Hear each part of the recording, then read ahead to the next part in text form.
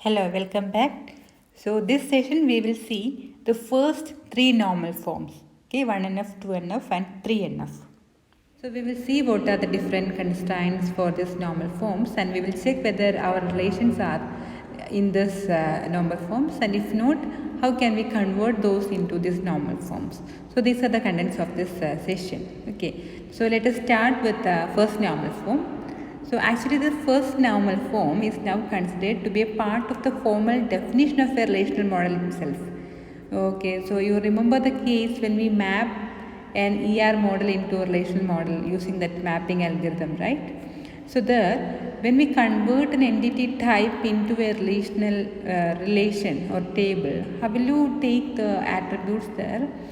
So we took only the single attributes, right? Single and atomic attributes into the relations, right? So we left the composite attributes and multi-valued attributes, right? Remember that. So we took only the single and atomic attributes, single valued and atomic attributes. What do you mean by single valued? At a time only one value will be there for that attribute, and what is atomic? We cannot further divide that attribute into components, right? Just for example, we can say that name is not the atomic attribute because name contains another components, like first name can be there, middle name can be there, like that. So any attribute which cannot be further divided into components and any attribute which have only one value can be called as a single atomic attributes. So only those attributes we will be mapped into this relational relations, right? And also what we have done, if there is a composite attribute in the entity type, we will take the individual component, right? And we will consider those individual component as a separate or individual attribute in case of a relation, right? That is why we took the different components of the names. That is, F name will be treated as a separate attribute, like that middle name also, last name also. Each will be treated as a separate attribute in case of a relation. And what about the multi-valued attributes? We created a separate table for that. We created a separate relation for that, right? So that is the different criteria insisted in first normal form. That means only attribute values permitted are single atomic values. Okay, so this 1NF disallows multi-valued attributes, composite attributes, nested relations and their completions. So nested relation means a relation within another one. That means the attribute of a relation itself is another relation. That also won't be permitted in case of a first normal form. So if any relation obeys these conditions, that is all the attributes in a relation are of single atomic type, then we can say that the relation is in first normal form. Now let us see an example. Okay, suppose we are taking the same relation department in our company database whose primary key is D number. And suppose we are extending that relation to include one more attribute, that is D locations. Okay, and we assume that each department can have a number of locations. So the department schema is shown here, and one particular relation state is shown here. So three different departments are there, in which research department having three different locations. So definitely this relation is not in 1NF because one of the attribute is multi-valued, right? So this is not in 1NF. Now how will you convert this relation into a 1NF relation? So different choices are there, or different techniques are there. We can see one by one. So techniques to achieve 1NF. First approach is remove the attribute that violates 1NF and place it in a separate relation along with the primary key of the original relation. So in our case, we will remove the attribute D locations from the original relation department, and we will keep it as a separate relation together with the department number as one of the attribute. Okay, so we can see here this is a newly created relation, department locations. So the attributes are D location and D number, which is a primary key for the original relation. So in the original relation department, we have removed the attribute D location. Okay. Now we'll have a separate entry for each value of the day location. So for department number 1, only one location was there, so one tuple will be there.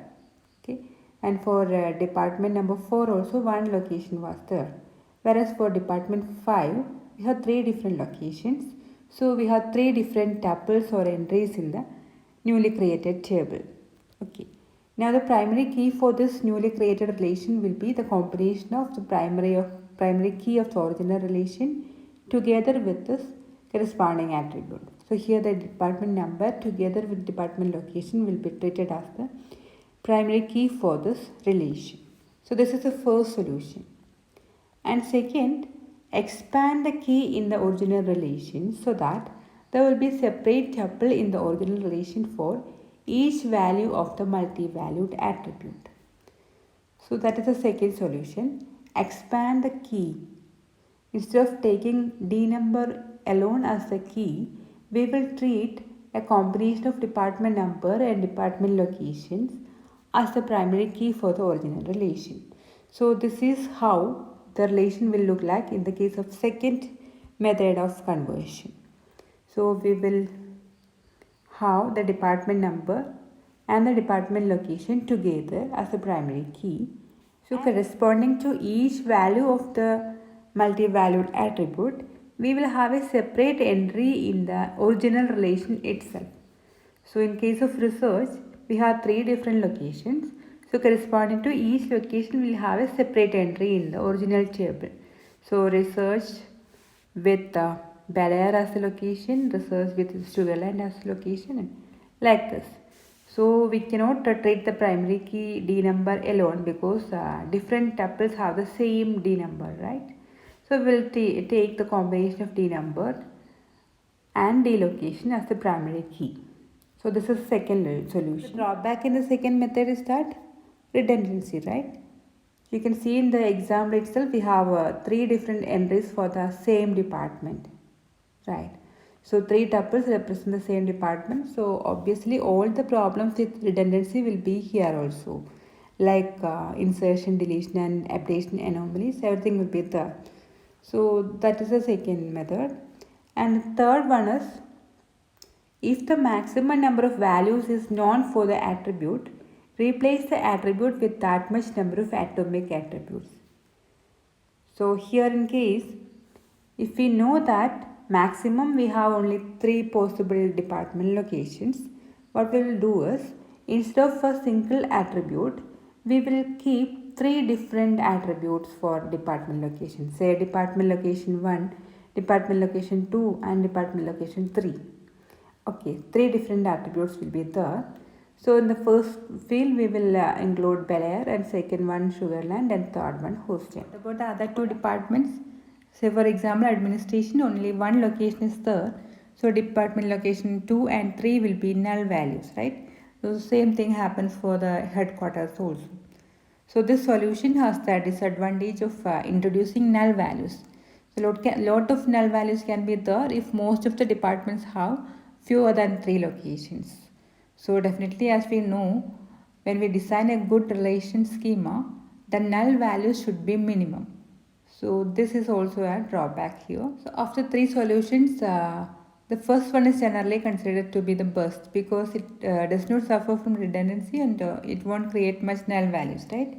And also there is no maximum limit on the number of values for the delocation, right? And the other 2 have their own drawbacks.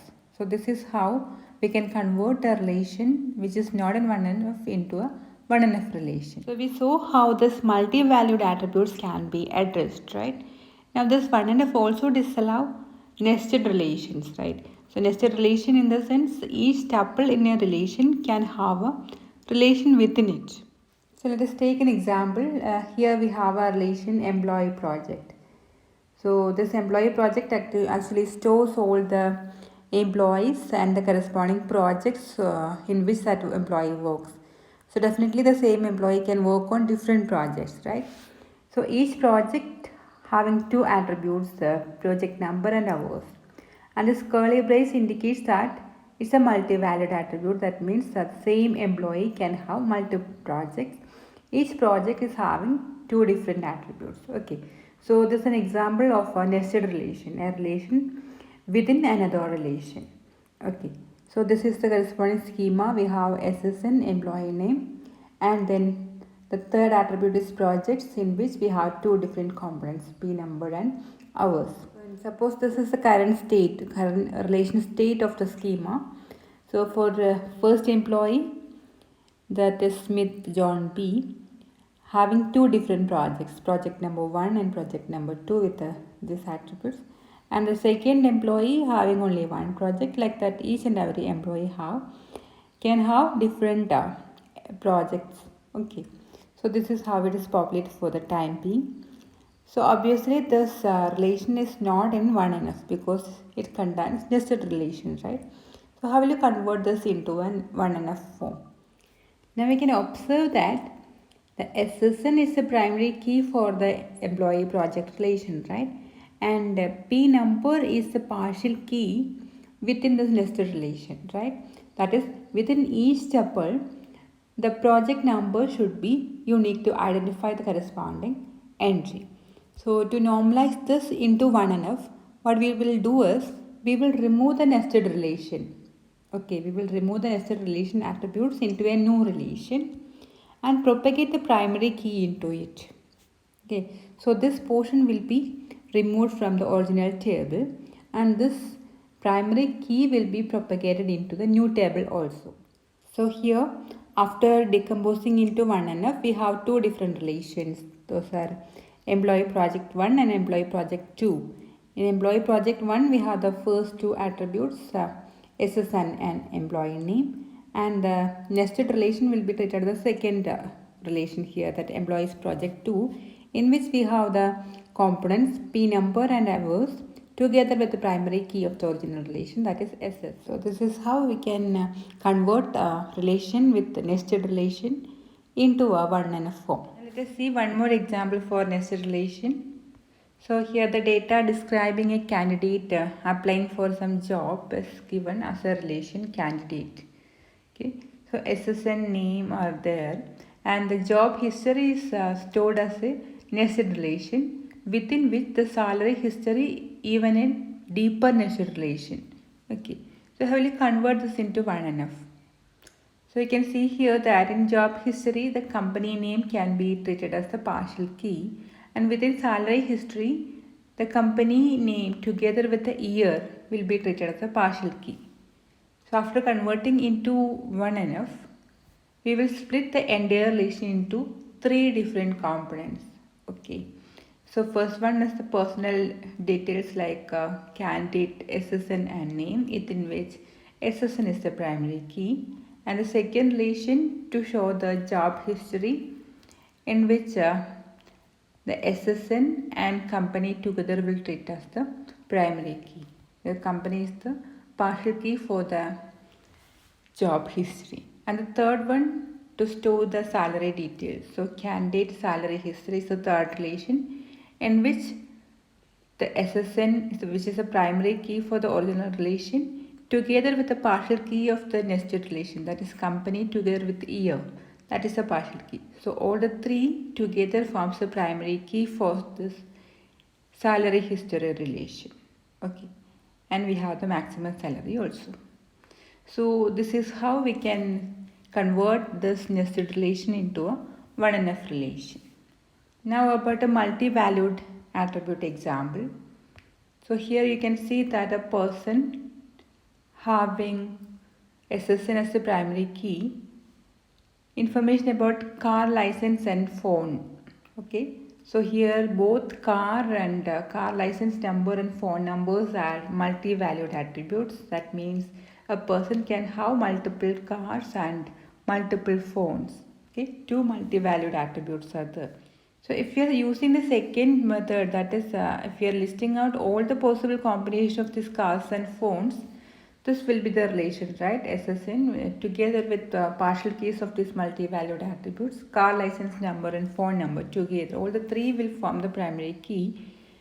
But it will create a redundancy, right? If we are listing out all the tuples, all the possible combinations of cars and phones, So it will create redundancy, and also that will introduce unwanted relationship between car and phone, right? Actually, there is no relation between car and phone. A person can have any number of cars and any number of phone numbers, but there is no direct relation between car and phones, right? So better strategy is to decompose this relation into two different relations. One to store the information about the cars, and the second one to store the information about the phone numbers. So P1 is the relation in which SSN and car license number together forms the primary key, and P2 is the relation to store the phone details. So there the SSN and phone number together forms the primary key. Now let us see what is the second normal form. So this second normal form is based on the concept of functional dependencies in primary key. Okay, so we can see some definitions like prime attribute. Already we have seen what is prime attribute. Here, prime attribute refer to any attribute that is member of the primary key. Okay, so all other attributes which are not member of the primary key are called non-prime attributes. Now a functional dependency that can be fully or partially functionally dependent. So full functional dependency, that means a functional dependency Y functionally determines Z, where removal of any attribute from Y means the functional dependency does not hold anymore. Such type of functional dependencies are called full functional dependencies. If you are taking Y as a set of attributes, removing any attribute from the set means this functional dependency does not hold anymore. Now let us take an example for this dependency. Employee project relation we have, in which we have three different dependencies are the FD1, FD2 and FD3 are there. Let us take the case of FD1. SSN and project number determines hours. Is it a full dependency or partial? Definitely it is a full functional dependency, right? Because if we remove either SSN or project number, this dependency does not hold anymore, right? The combination of SSN project number determines hours. Neither SSN nor the P number, right? So this is a full functional dependency. Now the second case we have FD2. What is FD2 says? The SSN and project number determines e-name, right? That is actually a partial dependency, because actually this e-name is determined by the SSN alone, right? So even if you remove this project number from this left hand side, this dependency still holds, right? SSN determines e-name. So this is an example for partial dependency. Okay, because SSN determines e-name still holds. Okay, so we can simply remove project number from left hand side. This is an example for partial dependency. Now what about FD3? The SSN and project number determines P name, and SSN and project number determines P location. Those are also what type of dependency? Those are also partial dependencies, right? Because the project name and project locations are determined by the project number alone. So we can easily remove this SSN from the left hand side, still that dependency holds. So FD3 is also a partial dependency.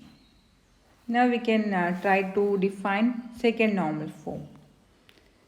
So a relation schema R is in second normal form if every non-prime attribute A in R is fully functionally dependent on the primary key. That is the criteria for saying that a relation is in second normal form. So a relation R is in second normal form if every non-prime attribute A is fully functionally dependent on the primary key. Okay. So if a relation is not in 2NF, how will you convert that into 2NF? R can be decomposed into 2NF relations via the process of 2NF normalization or second normalization. We will see how that will be converted.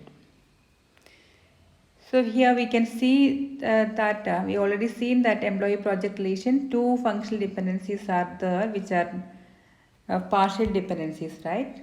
So this table or this relation is not in 2NF. Now how will you convert that into 2NF? Okay, we can divide this table or relation into three different relations: employee project 1, employee project 2 and employee project 3.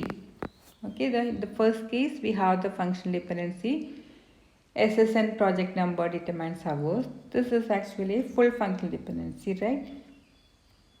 Second one, functional dependency between this SSN and ename alone. So that is also a full functional dependency. And the third one, we stores only the project details. Project number determines project name, project number determines project location. So now all the three are in 2NF, right? So this is how we can decompose a relation into 2NF. Now coming to the third normal form. This third normal form is based on transitive functional dependency. So before moving into third normal form, let us see what is actually transitive functional dependency. Transitive functional dependency from a set of attributes X to another set of attributes Z is a dependency that can be derived from two other functional dependencies. X determines Y and Y functional determines Z.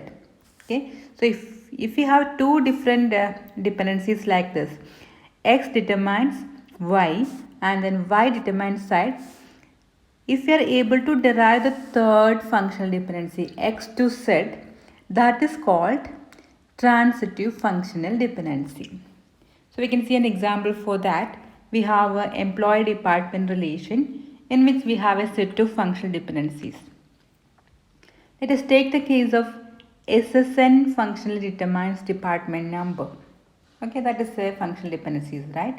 SSN fully functionally determines department number. And let us take the second case, department number. This department number functionally determines department manager SSN, right? That's another example for a dependency.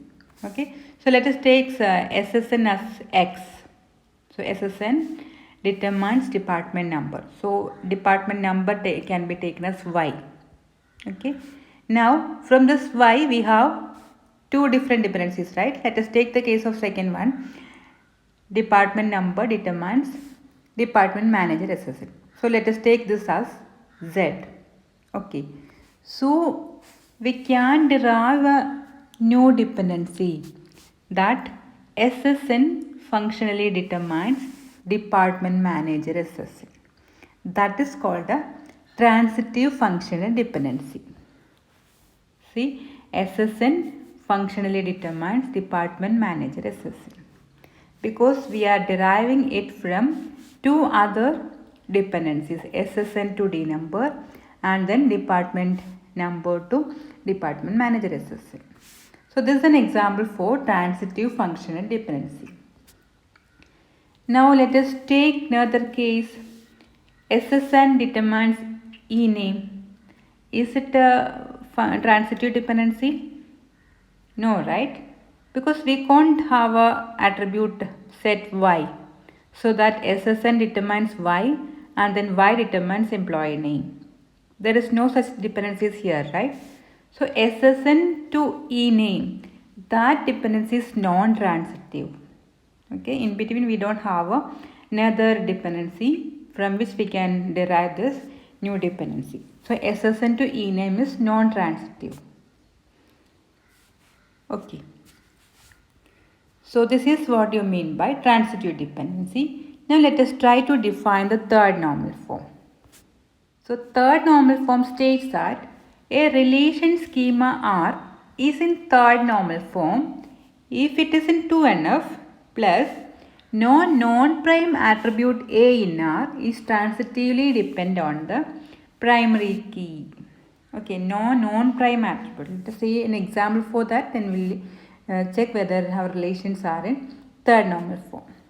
Okay, so if our relation is not in this third normal form, or can be decomposed into third normal form relations via the process of 3NF normalization. We will see an example for that also. So the thing to be noted here that X determines Y and Y determines Z.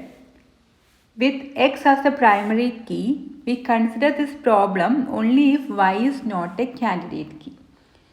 So all the functional or all the transitive functional dependencies are not a problem in case of third normal form.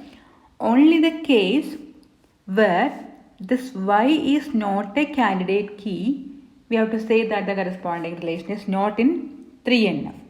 So if there is a functional or transitive functional dependency, we have to check the attribute set Y. Okay, if it is not a candidate key, then the relation is not in 3NF. Okay. So when Y is a candidate key, then there is no problem with the transitive dependency. Such transitive dependency can be there in a third normal form also. Just for example, suppose we have a relation employee with three attributes SSN, employee number and salary. Okay. In this case, SSN determines employee number and the employee number determines salary, right?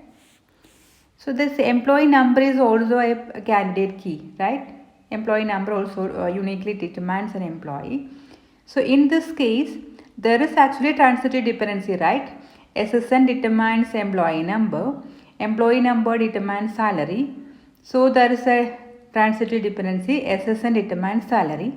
But this is not a problem. This relation is in 3NF because this employee number is a candidate key.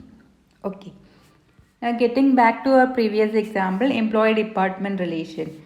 Let us just analyze this dependency SSN to D number, then D number to department manager SSN. Then we have the third transitive dependencies, right? SSN to department manager. Is it in third normal form? No, right? Because we have X SSN, Y department number and Z department manager SSN. What about the Y? Is it a candidate key? No, right? In this relation, department number is not a candidate key. So this relation is not in 3NF. So definitely we have to use the normalization procedure to decompose this relation into third normal form. So in case of third normal form, definitely it should be in second normal form plus the additional criteria that if there is some transitive dependency, the Y should be a candidate key. So in that way we have to decompose this relation into another set of tables. Okay. So after decomposing, we have two different schemas or two different relations. In the first one, we have this employee's name, SSN, birth date, address and department number. And the second one, we have the department number, name and department manager SSN. Now if we check, there is no such transitive dependency, right? And all the attributes of relation are fully functionally dependent on the primary key. So that was the criteria for second normal form, right? So both tables are in second normal form, right? All the non-prime attributes are fully functionally dependent on the primary key, right? SSN determines birth date, etc. And here also the same criteria holds, that is all the non-prime attributes are fully functionally dependent on the primary key. So these two tables are in second normal form. And what about the third normal form? Yeah, they both are in third normal form because there is no functional transitive functional dependency, right? So this is how those tables can be broken into or decomposed into tables which satisfies the third normal form. Let us summarize. So these are the contents what we have discussed so far. Normal form. First normal form, that is to be done as we have to check whether the relation have multi-valued attributes or nested attributes. If so, the relation is not in 1NF.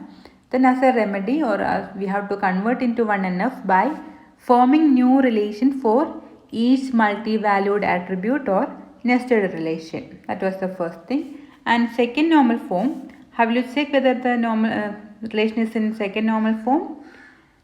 We will check whether the primary key contains multiple attributes, then no non-key attribute should be functionally dependent on a part of the primary key. That was the criteria, right? All the non-prime attributes should be fully functionally dependent on the primary key.